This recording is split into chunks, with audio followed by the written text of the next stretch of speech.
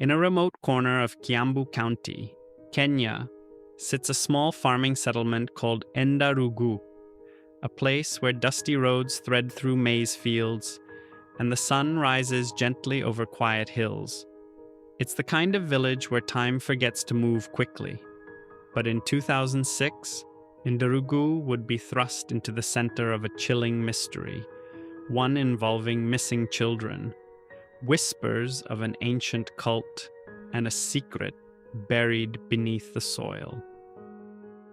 It started with a disappearance, then another, and another, over the span of just 3 months.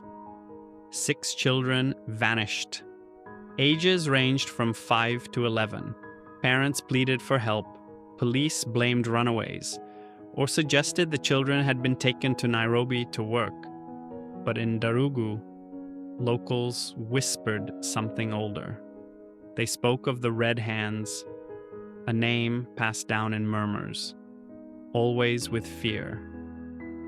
And then the rain came, and with it, something darker rose from the earth, a mass grave. It was a farmer who found it. His hoe struck something beneath the loosened mud, bones, small ones, some wrapped in what looked like faded school uniforms, rotting cloth, tiny shoes. No one came forward to claim them. No one knew their names or pretended not to. The discovery drew national attention. Police swarmed the village. Reporters came and went. And then a local pastor spoke. He said he had seen strange bonfires, deep in the maize fields, always at night. Drums, chanting, shadows dancing in circles. A village elder whispered, "They don't burn wood in those fires, they burn offerings." I saw them, people in robes, walking in a line through the fields. There was singing, low like a hum. I felt sick just watching. But then, something else surfaced. A local elder brought forward a weathered journal, wrapped in goatskin, kept hidden for years. He said it had belonged to a man who once lived among them, a man named Isaiah Mutei, a former government agricultural officer who left his position to pursue what he called divine work. To bring rain, to secure harvest, we must feed the spirits. A child's purity opens the gateway. And in those pages, he wrote about rituals. Rituals for rain, rituals for power, rituals for blood. And worse still, he listed a price, the life of a child. Mute was never brought to justice. In fact, he had died years earlier, burned alive in what authorities called a tragic house fire. But something survived the flames. His journal. And inside, a single set of coordinates. Coordinates that didn't point to land, but to death. The exact location where the mass grave was uncovered. Where children were buried beneath the earth and erased from memory.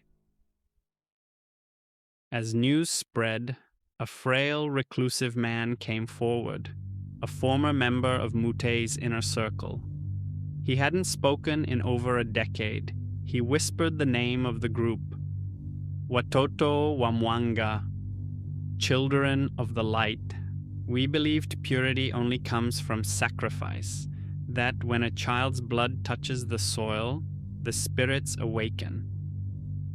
The defector told investigators that the cult preyed on the forgotten, orphaned children, street children, kids no one would miss. They were marked with red dye to symbolize ancestral blood, then led into the forest. None returned. The man said he still hears them in dreams, crying, calling, waiting. Authorities tried to dig deeper, searching the forests and fields, following every lead from the defector's account. But just as the truth began to surface, the investigation was blocked. Files went missing. Witnesses were silenced, and key officers were quietly reassigned. parents who dared to speak out were paid small settlements, urged to keep quiet. Ndarugu fell silent once more. The darkness was pushed underground, buried beneath layers of fear and forgetting. And so, just as quickly as it rose, the story of Ndarugu began to fade. Authorities sealed off the gravesite, media interest drifted, but the land didn't forget.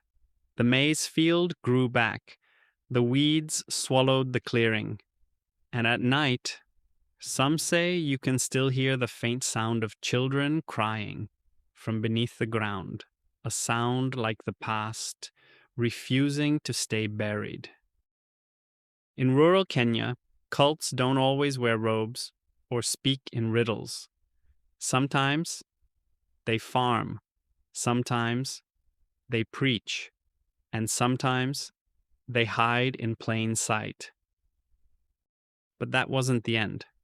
Years later, a team of journalists from Nairobi uncovered a forgotten lead, a manila envelope, filed and forgotten in the back of a provincial police archive. Inside, references to Isaiah Mutei and his past. He was once associated with a fringe sect operating near the Uganda border, linked to unsolved deaths between 1991 and 1993, mostly children. No convictions. All files labeled inconclusive. One folder, hidden under stacks of old budget reports, contained a list of 12 names, all children, all gone, all marked by one thing in common: a strange red dye, found at each of their last known locations, and in every case, no one came forward to claim them. No one knew their names, or pretended not to. A breakthrough came from an unexpected place. A woman, mid-40s now, living under a new identity, a former initiate. She described the inner circle's initiation ceremony. They drew a circle with goat's blood. There were bird bones, laid out in patterns. We stood barefoot, eyes shut, and then the leader whispered, "Sacrifice brings light." We believed we were opening the light, she said. We fed the ancestors, so they'd protect us. Then she paused, looked away, and whispered, "But the ancestors were never satisfied." Even among investigators, some couldn't let go. A retired detective who had once chased the Ndarugu case now lives in exile, far from Kiambu.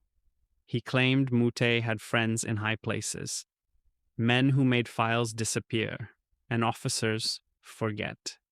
You don't understand. You don't mess with this. These people, they run deep, deeper than politics, deeper than the church. And then there was the boy who survived. He lives now in Nakuru, grown, silent. He never talks about that night, but on his arms, faded red scars run from wrist to elbow, some straight, some like symbols. And when asked about the red hands, he simply says, "I ran. The others didn't." Kenya is a land of stories, of resilience and hope. But Ndarugu remains a wound, a place where the past still bleeds into the present, and to this day, when a child disappears in the surrounding region, the elders don't call the police. They don't search the city, they gather, they pray, and then someone whispers, "It's the curse of the red hands."